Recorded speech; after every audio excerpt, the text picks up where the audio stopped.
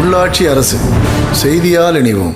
விளாத்திகுளத்தில் வெள்ளத்தில் சிக்கிய முதியவரை 1 மணி நேரம் போராடி மீட்ட தீயணைப்பு வீரர்கள் பாராட்டு தெரிவித்த தூத்துக்குடி மாவட்ட ஆட்சியர். தூத்துக்குடி மாவட்டம் விளாத்திகுளம் வைப்பாற்றில் கீழ் பாலத்திற்கு மேல் வெள்ளம் கரை புரண்டு பெருக்கெடுத்து ஓடுகிறது. இதில் சனிக்கிழமை இரவு மல்லவநாயக்கன்பட்டி கிராமத்தைச் சேர்ந்த கோபால் என்கின்ற 65 வயது முதியவர் அஜாக்கிரதையாக வெள்ளத்தை கடந்து செல்ல முயன்றபோது வெள்ளத்தில் அடித்துச் செல்லப்பட்டார்.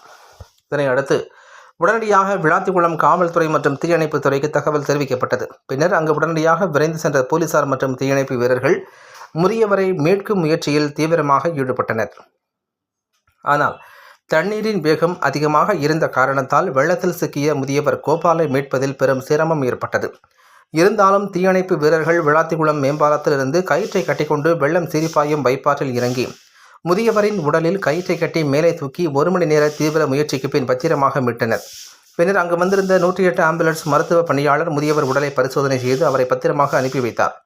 மேலும் இரவில் தீயணைப்பு மற்றும் காவல்துறையினர் பெரும் சிரமப்பட்டு வெள்ளத்தில் சிக்கிய முதியவர் கோபாலை பத்திரமாக மீட்ட சம்பவத்தை அறிந்து தூத்துக்குடி மாவட்ட ஆட்சியர் இளம் பகவத் விளாத்திகுளம் காவல்துறை மற்றும் தீயணைப்பு வீரர்களுக்கு பாராட்டுக்களை தெரிவித்துள்ளார்.